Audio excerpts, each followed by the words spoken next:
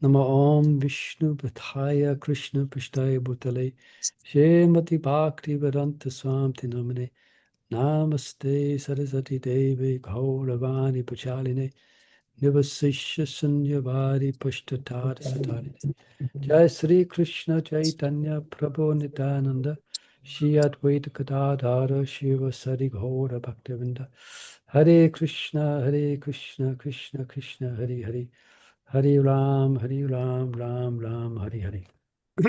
Hare Krishna. Normally, I like to send a reminder a bit earlier in the day. Excuse me, but I was being very busy today, so I just sent it the last minute. So let's see how many tune in. Okay. Hare Krishna, So, Prabhuji. Pranam.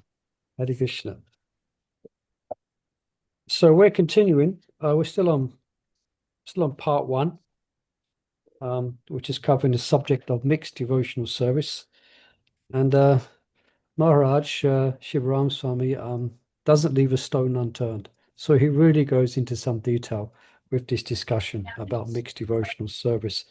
So chapter 1, we describe knowledge of relationship, Sambandha, definition of devotional service, how devotion awakens, and the seed of devotion.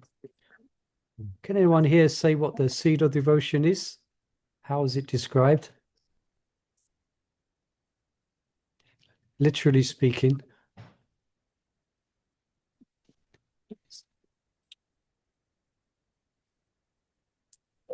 I'll give you 3 seconds. 1, 2. There's some devotees coming in. If Sahachari comes in, I can make her co-host. Otherwise, so basically, it's just the rules and regulations. That's the definition of the seed of pure devotional service. So if you're following the rules and regulations coming from the spiritual master, and then you're watering the seed of devotion through Shravanam, Kirtanam, etc. So then we went into chapter 2, and we have begun discussing eligibility for devotion on the subject of semblance of faith and the effect of the modes. Remember, we mentioned that the constitutional position of the jiva who is endowed with a natural sense of faith. But when the jiva comes in contact with material energy, his faith becomes kind of colored through the three modes of material nature. So people have faith in all types of things, generally apart from pure devotional service to the Lord. There's a few devotees coming in. Excuse me, a bit distracted. Yeah, so the effect of the modes. So everyone's got faith, but depending what particular mode one is under, one puts their faith in something or someone. Then chapter 3, and this is where we got last week. Chapter 3, eligibility for devotion, part 2. And anyone can remember what we discussed last week? Two subjects, basically. More of a detailed look at the semblance of devotion before I bring the slides up. Two specific types of semblance of devotion. Hare Krishna Prabhu. Yeah, We please. discussed the reflective semblance of faith and then Yeah. the shadowy semblance of faith. Well done, thank you. So Pratibimba and Chaya. Yeah, I was looking yesterday actually. In Pratibimba is used in different context. Often I was reading Tapasandarbha by Jiva Goswami, and he's describing it in the context of Mayavad philosophy. But we won't get into that now. But he used the word Pratibimba. That's one of their so-called understandings of the absolute. But we won't get into those details. So yeah, correct. Thank you, Mother. So let's just bring up the slides and quickly go through them, what we did last week. 1 second. So there you go. 1 second. I think there's some more devotees trying to get in. Excuse me, Hare Krishna. Sorry for making you dizzy with all this all this screen going to and forth. Hare Krishna.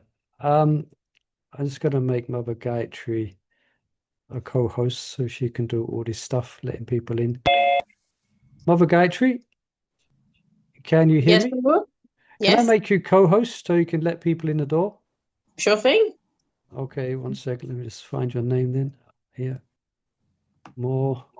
Make co-host. Make co-host. Okay, thank you so much, Mother Gayatri, so you can let people in.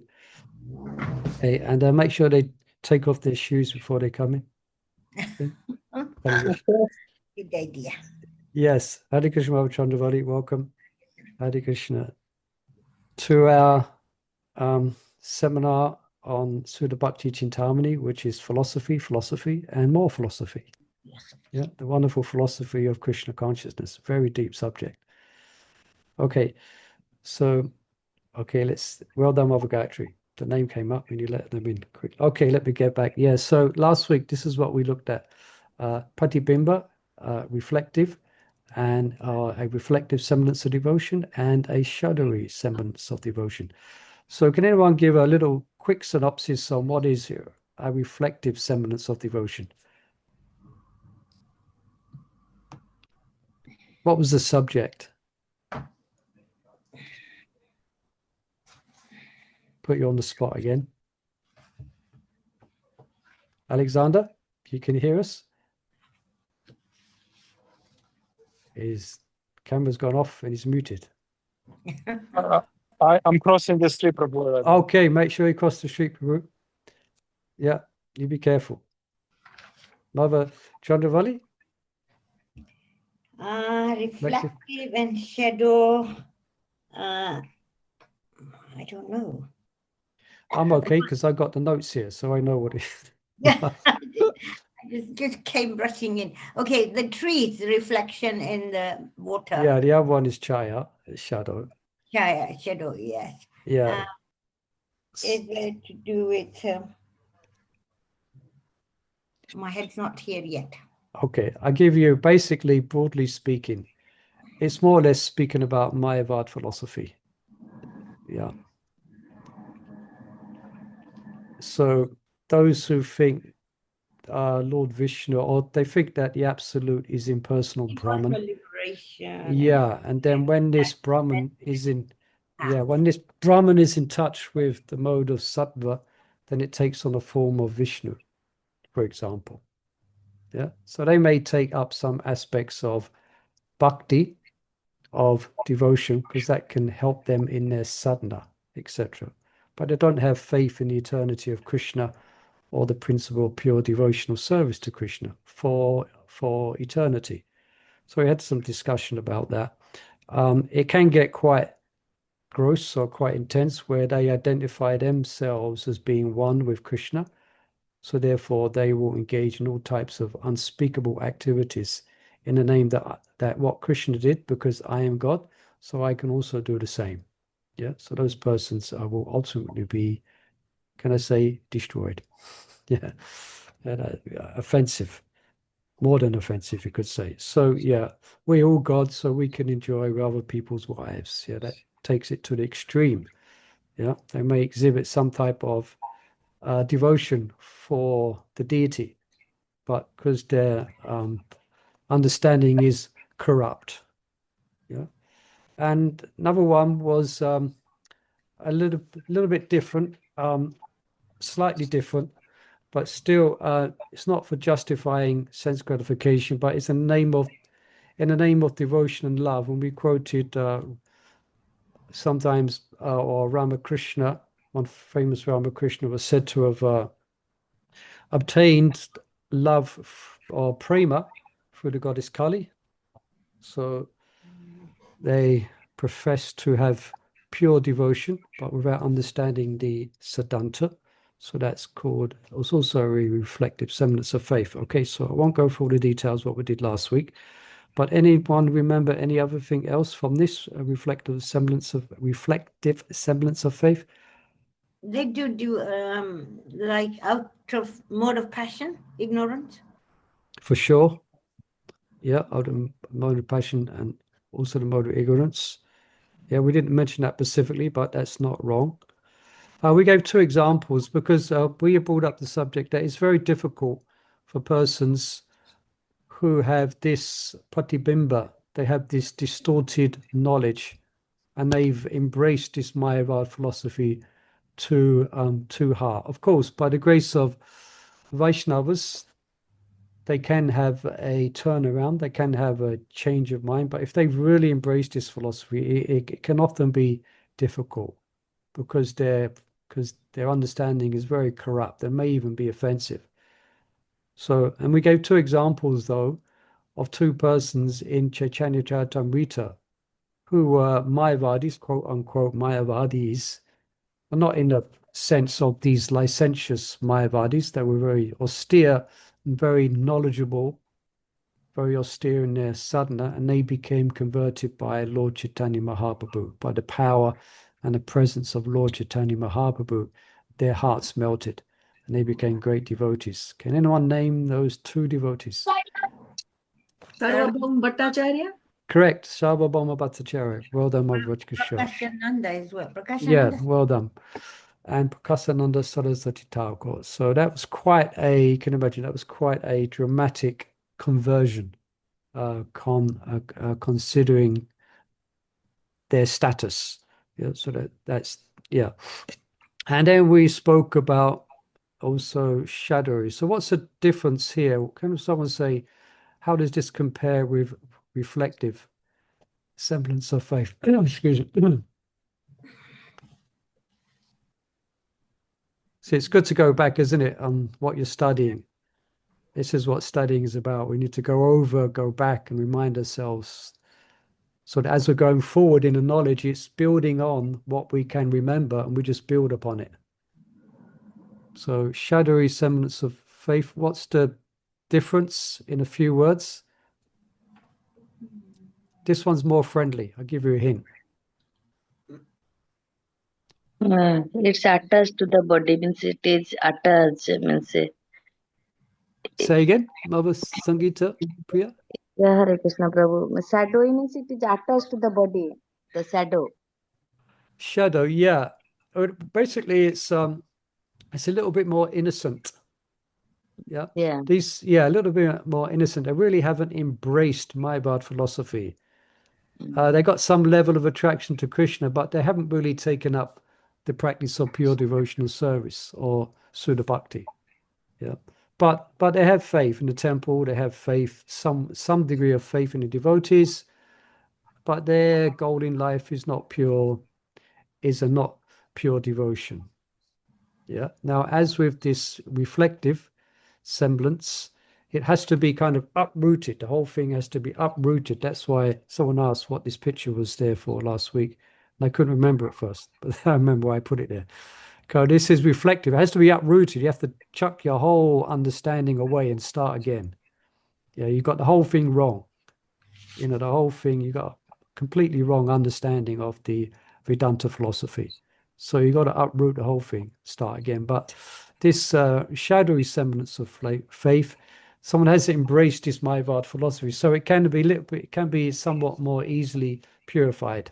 Yeah, and one can come to the platform of practicing Suddha Bhakti. And I've seen that many times where people come to the temple and just by their family, by their culture, where they brought up or whatever, they have some Mayavad misconceptions.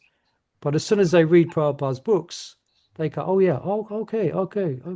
So Krishna's God and we're not God. Oh, okay. I always thought we was God. No, you're not God. You're a servant of God. Oh, okay. They can't accept it, but also by the power of Prabhupada's, the power of Prabhupada's books as well. Anyone who reads Prabhupada's books, if they're coming in this, they've got a shadowy semblance of faith, and especially if they associate with devotees, then you can bring them on the path of pure devotional service. Yeah, so it can unfold into pure faith because of its simplicity. And Maharaj describes here absence of philosophical contamination. Okay. Now, there's more notes on that, but let's move on by just giving a synopsis of last week. Okay, everyone has remembrance now, reflective semblance of faith and pratibimba and shadowy.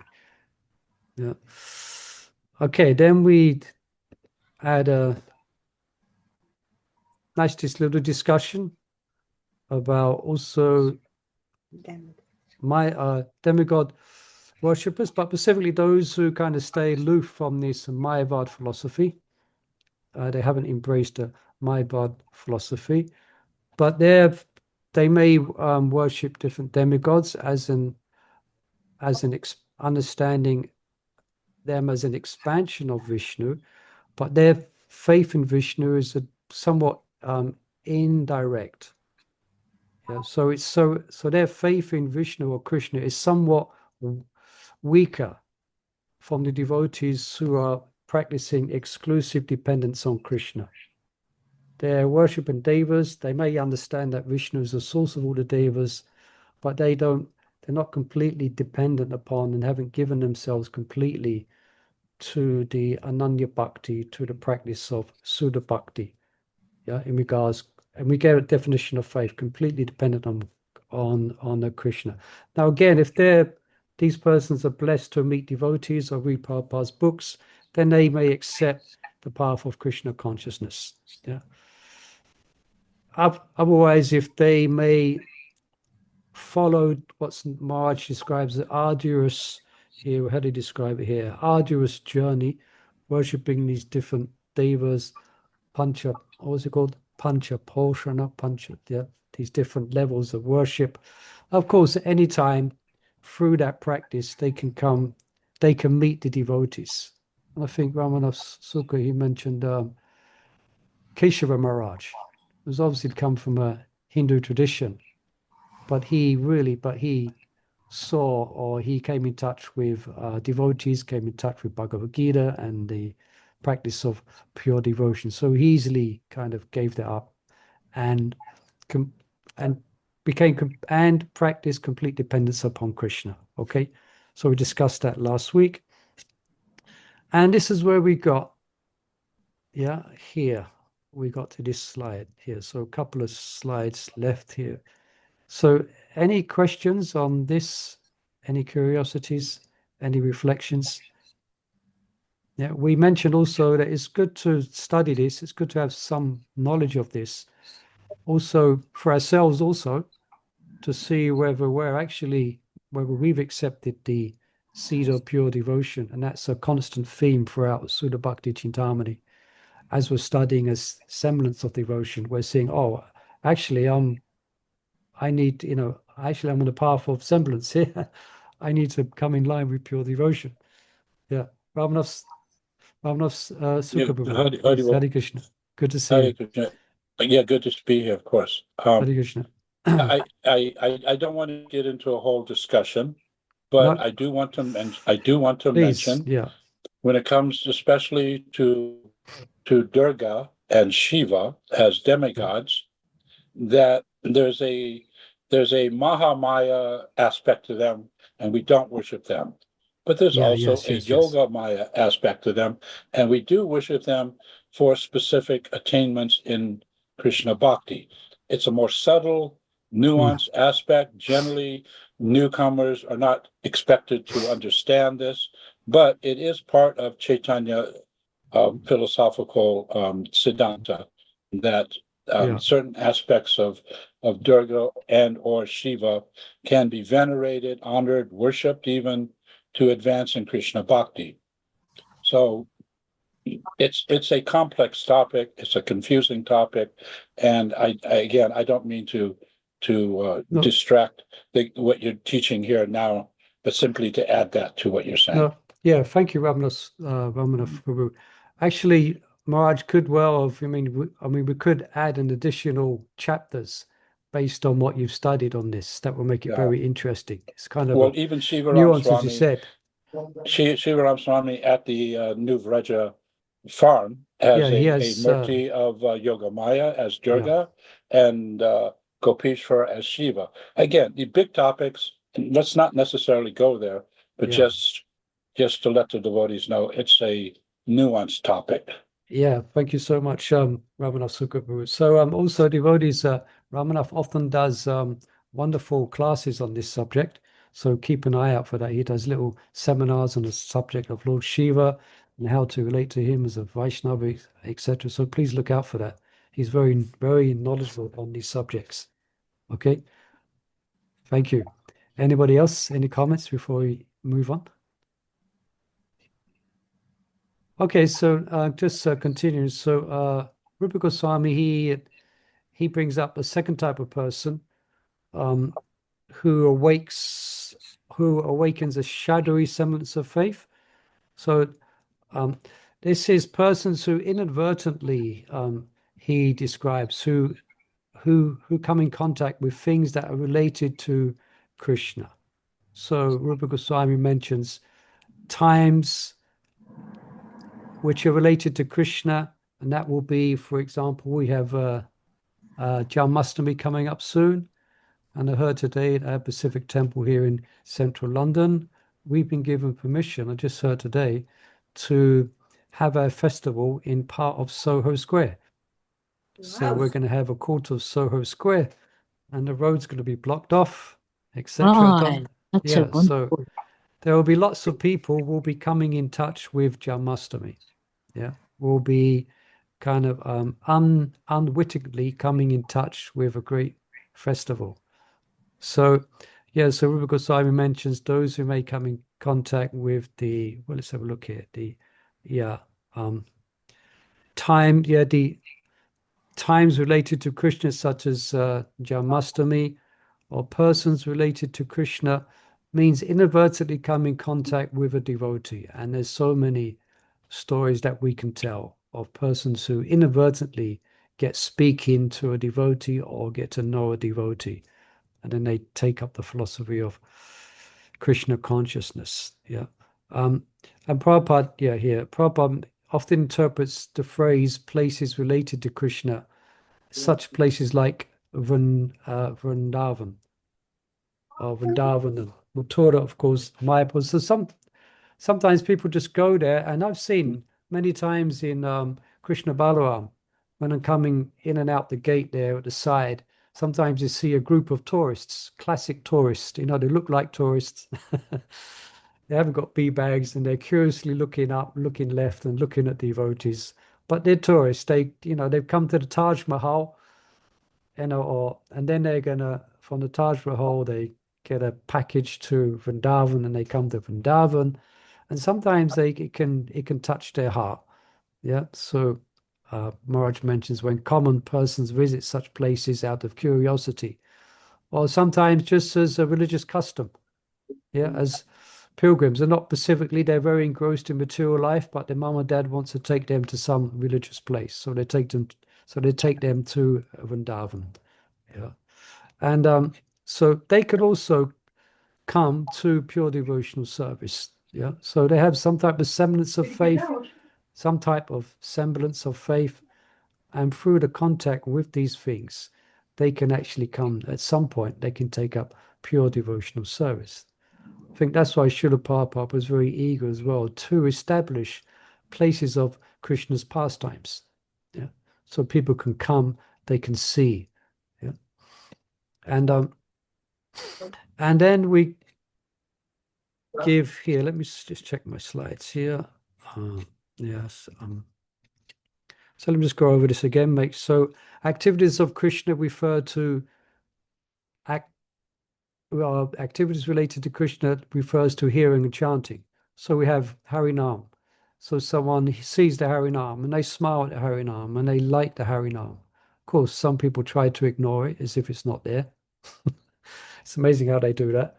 But other person, so we take Harinam out. This is Lord Chaitanya's Sankirtan movement, especially here in the cities of the West. Go on the Harinam. So persons can see that, and they hear the holy name. Times, again, we mentioned Janmashtami and other festivals. Persons related to Krishna means the devotees of the Lord. So they get to meet great devotees. So even if they're ignorant about the principles of bhakti, and then maybe you could say undeserving, perhaps they haven't even established so much bhakti on Mukhi Sukriti, but by coming in touch with these powerful things, it can awaken some type of faith in the devotees, and therefore faith in Krishna.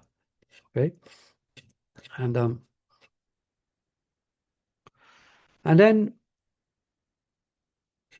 we brought up this slide as well. So Prahlad Maharaj, there's an interesting story of Prahlad Maharaj, who is a history of Prahlad Maharaj in regards to, as an example of someone who inadvertently awakens their devotion to Krishna. So I think some of you might know the story. So he unknowingly, he fasted on a Nrsimha Chaturthi. So that's a time that's connected to Krishna. And Jiva Goswami gives a bit more details on the story. And also to be noted here, Maharaj mentions that the Prahlad Maharaj spoken in this story it's not necessarily the one mentioned in Srimad Bhagavatam. Okay, so interesting side note. So Lord Nrsimhadev appears not only once, but he appears many times. And also, it seems like, so Prahlad also appears, and the pastimes there may be some difference in the Leela and pastimes. Yeah, so Jiva Goswami mentions it may not necessarily be the Prahlad in the Srimad Bhagavatam. But this is coming from the Nrsimha Purana. It said that in the previous birth, Prahlad Maharaj had an argument with a prostitute, it's described. He had an argument on Nrsimha Chaturthi. So he was, how long was he arguing? They was arguing all day and all night. Yeah. So he didn't eat or sleep. He was so disturbed in mind and agitated that he didn't eat and he didn't sleep. So he fasted. So he kind of kept an all-night vigil on the Nrsimha Chaturthi. And because of that, he became a great devotee of the Lord. Now, another detail that's not here, sometimes I heard the story told that all this took place in an abandoned temple, an abandoned Nrsimhadev temple. Some of you might have heard that version of the story. Anyone heard this story? Yeah. Yeah, heard this story? Yeah. So this is an example of someone whom is, an example just in contact with a place of Krishna's pastime. So inadvertently. So in that sense, devotion to the Lord and the things or places in contact with the Lord are very powerful. Yeah. So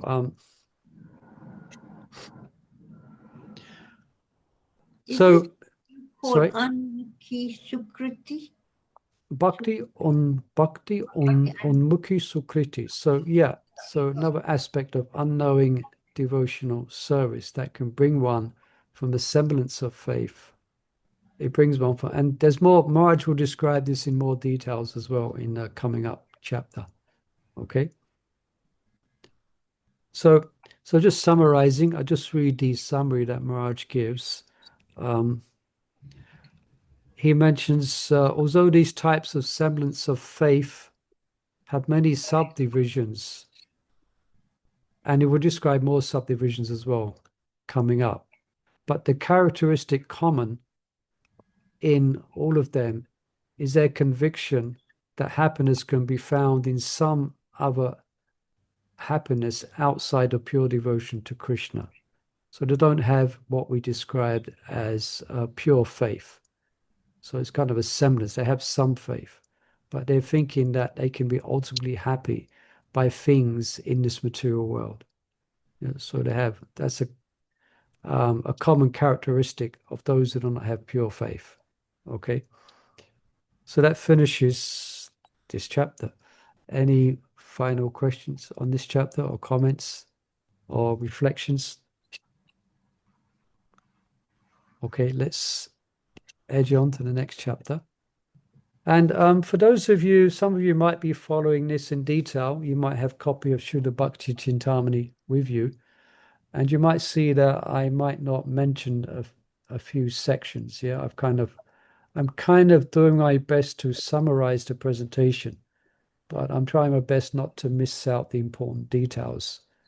So, for example, here or in the Suddha Bhakti Cintamani, Maharaj gives some contemporary examples of semblance of faith. And he gives the Ritviks as an example and explains a little and he gets into detail about that. Now I haven't got that down there in my notes. I didn't want to spend time getting into that subject, but it's there just for information. You can read about it there. Okay. Okay, let's bring up. Okay, guess what we're going to speak about now? The semblance of devotion. Eventually, we get to part 2, which speaks about pure devotional service. So now, chapter 2, we explained somewhat the seeds of the semblance of faith. Yeah, one through distorted knowledge, one embarks on the Pacific path or Pacific path of worship, but they haven't got pure knowledge, so the seeds of a semblance of faith. So then we went on, chapter 3 described the creepers of mixed devotion that comes from those seeds. Remember, the seed is from the seed, the Pacific tree comes, whether it's an oak tree, whatever type of tree it is, the seed from that seed will come the Pacific tree. So that's why we're emphasizing here that Lord Chaitanya and Srila Prabhupada is giving us the seed of pure devotion. Yes. Now, this chapter here is going to begin with a little bit more of a study of the shadowy division, of a semblance of faith, and we're going to get into detail a little bit how it can be properly cultivated, and how shadowy faith can lead to a semblance of devotion and onto pure devotional service. Okay. Now, in this chapter, we're not going to speak about Pratibimba. This is the Mayavad philosophy, because we're not too interested in that. Okay. We're interested in perfecting pure devotional service or understanding pure devotional service. Okay.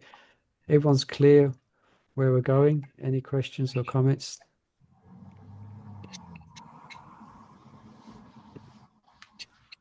Okay. Now, there's 3 main strengths which come from which we read and studied, that comes from a shadow of pure faith. So again, this is the innocent. This semblance of faith is somewhat innocent. They inadvertently come in contact with a temple or devotees. Now, so 3 main strengths of this is that they regularly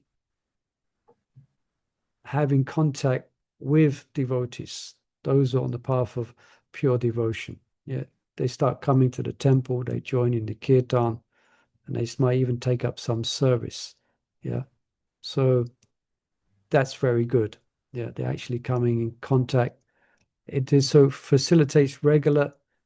Maharaj mentions submissive contact. They're not challenging. They're very happy to be in association of devotees. They may have some questions. Yeah. And by that, so there's a certain potency that comes from devotional service. So they will actually have some perception of that, maybe even unknowingly. They just feel really positive about what they're doing and feel really good about these people who they're associating with, and really start taking a liking to doing anything in the temple, whether it's cleaning pots or whether it's doing some cooking or chopping vegetables. You understand? So that invokes the Lord's mercy. So that's the main strength. So, but especially the company of pure Vaishnavas. So it gradually qualifies these aspirants. Maharaj describes these aspirants, so they gradually become qualified for pure devotional service. Yeah. Okay, just letting a few people in. Hare Krishna. Now, having said, we've laid out some basic characteristics, but of semblance of faith and how it may lead to the association of pure devotees. But Maharaj elaborates here. He describes actually how everyone's path is quite unique. Yeah. So everyone's path from the semblance of faith to the semblance of devotion. And we're all coming from that. We may still be coming, but we're coming from a semblance of devotion. We all started having some type of semblance, not of semblance of devotion, some semblance of faith. And everyone's path is quite unique because everyone's kind of influenced by a past karma. So there's different types of attachments, and then there's the specific blend of the modes of material nature. Yeah. So the path can be different. Everyone's path to devotional service somewhat the same, but the details may be different according to what their karma and what they have to go through, etc. So the experience is quite unique. But having said that, we see in Bhagavad Gita that there is a general category. Krishna gives a general category of souls who do turn to Krishna. Yeah. Anyone can know what verse we're referring to here? We'll bring it up in the next slide. Can perhaps allude to the verse. 4 kinds of pious persons. Chaturvida bhajante mam. Yeah. Yeah. You can. And the rest of the verse, Maharaj Kisha? Chaturvida bhajante mam. Janaha sukrutino arjuna. Arto atharthi jignasu. And then something Bharatarshava. Yeah. Yes, I'm trying to think the last. Chaturvida bhajanti mam jana sukritin arjuna atati atati gani cha Bharatarshava. Yeah, thank you.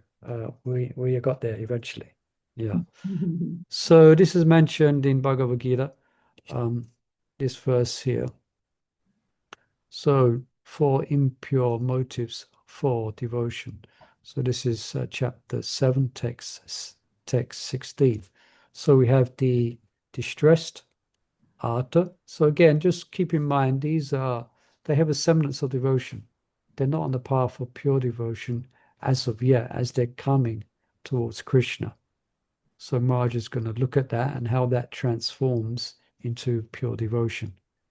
Yeah. So the distressed, these are persons, they're working to fulfill their own goals in life, their own material desires. So they're engaged in what's kind of fruitive work. They're just interested in the fruits, and that's it for them. And they're trying to fulfill their various desires, but they will become frustrated. Yeah, sometimes by poverty or some illness, for example. So they kind of become a bit sobered by the difficulties that they're going through in this world, and they start to question. Yeah. So they're in distress, and so if they're pious, they may turn to Krishna for relief, or they may turn to devotees. So that's why they're coming. That's why they're inquiring, because they're distressed. Arta. Yeah. Then atati, those who desire material gain. So they want to enjoy the pleasures of the world. They want to be wealthy, may even fame. They may want to go to the heavenly planets. So they may undertake what we could call some type of ritualistic worship of Krishna. Why? Because Krishna fulfills all desires. So to achieve or enhance or preserve some type of heavenly standard of living, they're actually coming to Krishna. Yeah. And that's why they're worshipping Krishna. So they're pure, not pure, they're actually pious. And because they're pious, they're actually approaching Krishna. Okay, then we have the inquisitive. Again, they're pious. They're kind of, but they're ignorant of the absolute truth. Now, when their piety matures, Marge describes that the workings of the material world awaken them in them a need to understand the reality of things. Just by seeing the world, they become very contemplative. What's it all about? What's the point of it? Yeah. So they become inquisitive. They actually want to find out. They may be dissatisfied by what's described as secular scripture, so they're curious, so they may turn to Krishna for clear understanding, and so they may turn to Bhagavad Gita. Now, then we have the seekers of truth. They're the Gyanis. So these are a bit different. Now, these persons, they may renounce worldly pleasures. Why? Because they want to come in contact with the impersonal Brahman. Now, these are not Mayavadis. These are what's known as Brahmavadis that we mentioned in the last chapter. An example of is the four Kumaras and Sukadev Goswami. But they practice a strict sadhana. So they may practice celibacy. They're part of their practice of sadhana, may be very austere. And they begin to develop knowledge or acquire knowledge of Brahman. They study they study Vedanta. Now, they're inspired by wisdom, so for wisdom or knowledge, they turn to Krishna, and they may take up some type of, or Marge describes here, or they serve him to acquire pure transcendental knowledge. That's their purpose, because Gyan is very, they study to try and understand Brahman. I am not this, I am not this, I am not that, I am Brahman. So some of them then turn towards Krishna, and they're still in the pursuit of knowledge. So these are the Gyanis. Now we explain more about this category as we go on today, okay? Any questions? Everyone's with us so far? Yeah. Now, just to note that of the four classes, Krishna particularly speaks about, or he glorifies the Gyanis, because they actually have knowledge of Krishna. So they're serving in knowledge of Krishna. I mean, their goal is knowledge ultimately, but they have some type of knowledge of Krishna. So Krishna speaks kind of highly of them. Like in the next verse, I have the translation here. Of these, the one who is in full knowledge and who's always engaged in pure devotional service is the best. For I am very dear to him, and he is very dear to me. Okay. So they have full knowledge. They're engaged in service to Krishna. So they are very dear to Krishna. It says, for I am very dear to him, and he is very dear to me. And we'll explain that a bit more. We'll give an example. Yeah. So can anyone think of an example from our scriptures of someone who is in distress and they approach Krishna? Gajendra. Yeah, we often mention this. This often is an example that's given.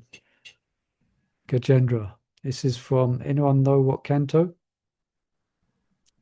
8th canto, unless I'm mistaken. Yeah.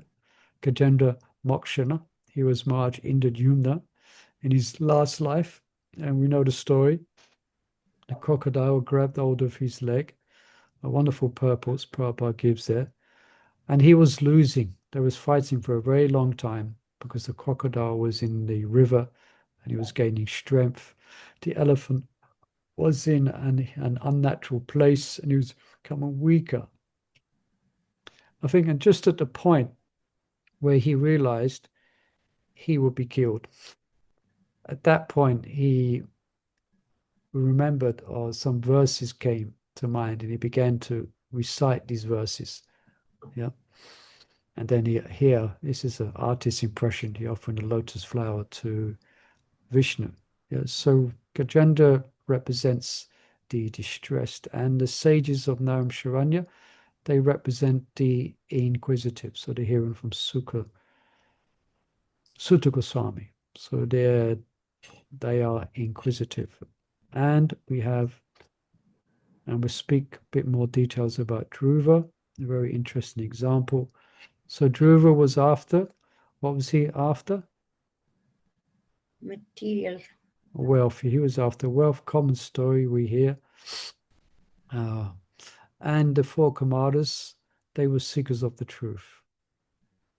So Krishna, he mentions them as being pious, sukriti.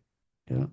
So Krishna kind of, you could say, he acknowledges that piety, that piety that results in activities that lead to him.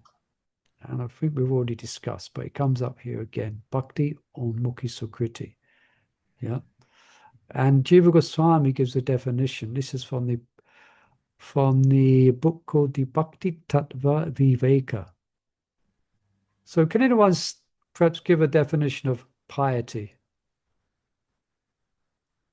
See if you can give a definition of piety, which, see if you give a definition which Jiva Goswami gives.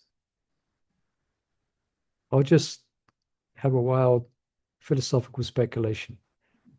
If someone is pious, but they're not devotional, but they're pious, can anyone describe that? Charitable. Charitable, yeah, that's one word. That's good, simple. Anybody else? The person charitable. Sorry? Moral. Moral, yeah. They're moral. They're charitable. They're upright. Virtuous. Virtuous. Yeah, this is good. Anybody else? Perhaps one more. Piety. They're pious. Someone is pious. Not sinful. Not sinful. They may not be grossly sinful. I'm sure there's something they're doing which comes, but they're not grossly sinful. Yeah. Now here's Jiva Goswami defines piety as the asset attained by engaging in activities that lead to pure devotion. Okay, read that again. The asset attained by engaging in activities that lead to pure devotion. So he says, just continuing here, activities that are connected to transcendental personalities that give rise to an intense desire to perform devotional service are called sukriti.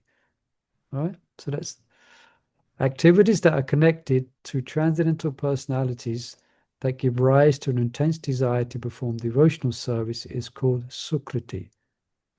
Okay, so this is bhakti or mukhi sukriti. So a particular type of sukriti. Now, what's the relationship with material piety and spiritual piety? How are they connected? Well, material piety may be a catalyst to perform spiritual piety, as explained by Jiva Goswami. But material piety in of itself doesn't cause devotion. Okay, so the material piety doesn't cause devotion. So we can understand that when Bhagavad Gita is speaking about four kinds of persons who return to Krishna, we have to conclude that it's because they have accumulated enough spiritual piety.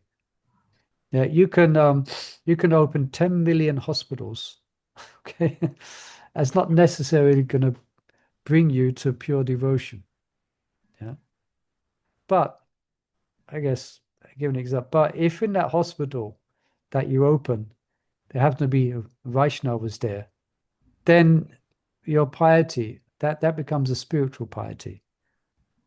Okay, so now Marge gives here the Vedic, or in how Vedic society defines piety. So I'll just read this here. So it's defined as a tendency to follow scriptural injunctions and to situate oneself properly in the Varnashram social order. Okay, as we mentioned, I think Alexander, so upright, moral. They have a tendency to follow scriptural injunctions and to situate oneself properly in the Varnashram social order, which ultimately Krishna is the ultimate beneficiary. Yeah? So this conduct or this type of person, whether they're in it for personal gain or liberation, inevitably it's going to bring them in contact with the Lord. Yeah. And also teaches them to be submissive to higher authorities. So such a pious person, as defined as in Vedic society, they will be respectful to sannyasis, brahmanas, demigods, etc. Yeah. So that's the purpose of the Vedic system. Yeah. So in other words, those who are materially motivated persons, they engage in pious deeds. So we mentioned digging wells. Alexander mentioned giving in charity, chanting mantras, even taking some vows, reading scripture. Now, knowingly or unknowingly, they're performing devotional acts. So that becomes a source of their spiritual piety. So what it means by devotional act? It means giving charity to a Vaishnava. They may follow Ekadashi. They may even take part in a fire sacrifice where oblations are being offered to Vishnu and they engage in kirtan. Or they listen to the Srimad Bhagavatam. That's what's wonderful at the moment. There's so many wonderful kirtans going on in our temples throughout the world. Was it last night here in the temple here? Every evening from 7:30 onwards, there's a kirtan. There was such an amazing kirtan. I was upstairs in the seminar room. We're teaching a Pujari seminar. We was upstairs, and such a kirtan was coming up from that temple room. So there's all types of persons may come in. Then just your average type of Hindu may come in, and they're in the midst of that great kirtan. So these, let me just read this sentence here. These spiritually pious souls are these spiritually pious acts are especially performed when pious people are not discriminating in their practices. Right? So they do anything that's going on religious, any temple they go to. They happen to walk into a Vaishnav temple. They happen to walk into a temple where devotees are developing and wanted to practice pure devotional service. They just come. Yeah. Another example given here, like if someone may give charity indiscriminately from anyone who begs to them, and some persons have this as a vow, where whoever comes to me, I will give them in charity. Yeah. Who's an example of this in the Krishna book? Someone who never refused anyone charity. Karna. Who? Karna. Karna. I think Shishapal was it as well. Did I get that right? No, Shishapal. Karna. Karna.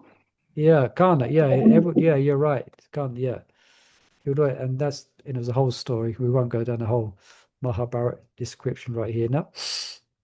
So they give charity indiscriminately from anyone who comes to them. So that includes Vaishnavas. So these devotional acts constitute real piety. So that's going to accumulate, and that's going to mature into pure faith. And then eventually that pure faith will actually manifest in the form of pure devotional acts. Okay, so you got that? You follow that sequence. So they're charitable.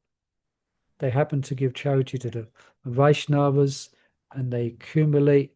So that eventually accumulates and that matures into pure faith, and then that leads to pure devotion. Yeah.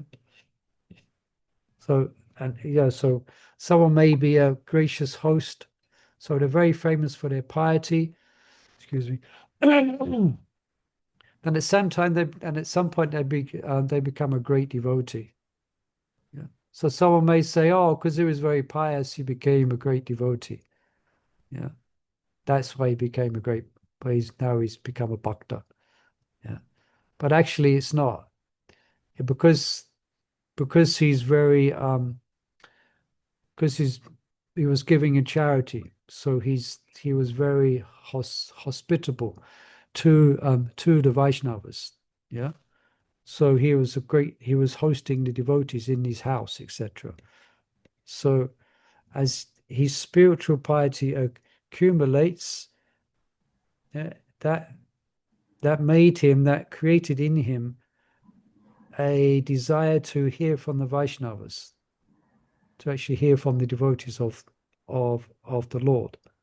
So when that hearing becomes a bit more mature, and his spiritual piety, that inspires him to sow the seed of devotion by taking on the devotees' instructions. Remember, we mentioned the seed of devotion specifically means to follow the practices, the rules, and the regulations that come from the spiritual master. So that spiritual piety, so that leads him to embrace the Vaishnava's instructions. Okay, so someone who may be a famous for being hospitable, he becomes famous for his devotion. Okay, so that's the relationship between material and spiritual piety. Okay. Any questions or comments on this? Perhaps we ourselves may have come from that background. I'm sure Mother Chandravali tells us the story, how she had a shop, pious Hindu person with a husband, had a shop, and this one devotee, Sakiras Prem, would charge in the door and get them to make donations for Janmashtami. Isn't it, Mother Chandravali? You tell us. And Yeah. I stand behind the till and said, no, get them out. Quite happy with what I'm doing. I was very happy. Yeah, get them out of here. We don't want them here. 7 o'clock, I go upstairs. So, like, did you give any charity, or you told them just to go away? I gave donation for his wife to go to Mauritius, and the donation ended up, not donation, I gave him Lakshmi for him to return it back to me for 200 pounds. Instead, Krsna had his own plans, and he sent Srimad Bhagavatam, CC, Bhagavad Gita, all sorts of things like that, pictures. Yeah, wonderful. Yes. I'm sure. Yeah. At the time, it wasn't wonderful, but now I'm glad. Yeah. Perhaps would anyone else like to share, perhaps how they may recognize themselves in this category? They was pious and they began to unwittingly, or they began to meet the Vaishnavas. Anyone has any? Yeah. Sangita Priya, yes. Yeah, Hare Krishna Prabhu. Hare Krishna. Many years before, little Krishna came with Supriya Janava Mataji. I saw in my friend's house. Then I was very eager to invite my house. So on that day, I saw them. They said, pack the prasadam, we'll not take, we'll take later. In Damodar month, they came with little Krishna. Okay, so yeah, Damodar. We invited 3-4 families and we made the prasadam. Then they said, we have other prayers at home. Then after that, we will take prasadam. I never know they don't take the prasadam. I always pack them prasadam. Then every year, then next 5 years, I just calling every Damodar month. I call them. Can you come with Damodar, little Damodar? So I will invite my friends. They will do the arti. Yeah. Then I will all of my friends, they give the good donation, and they always go. Then one day I find out somebody was just putting the tilak on my road. Then I ran after her. I said, where you got that tilak? She said, there is a Bhakti Vriksha going on, I'm there. Now I asked her, the general people like us, we can put the tilak? She said, yes. Then I asked her, can you take me with you there? Then she took me there. Then I amazed with the setup in her home, like temple only. Okay, very nice. Yeah. So Thank you. So you're describing how you're generally, because you come from a pious background and you're inclined to kind of some type of sangha, then you kind of naturally want to join the sangha of devotees. Yeah, they do this, the devotees do this program, especially during Kartik, where they go anyone's house. They have a, yes, Alexander Fu, and then we go to Ramana's Sukha. Hare Krishna. Yeah, in 2015, I came across this law of the sowing reaping, and I Say again, was the law? the sow of sowing and reaping. What you sow is what you reap. Okay, yeah. And that inspired me to practice the 10% of donation.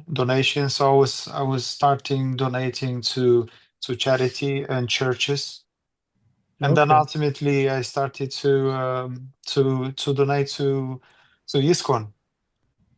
And it was hard in the beginning, but this is what exactly what connected me to the devotees, and Krishna put me in a position, in a very vulnerable position as a result, to pause and reflect, and pretty much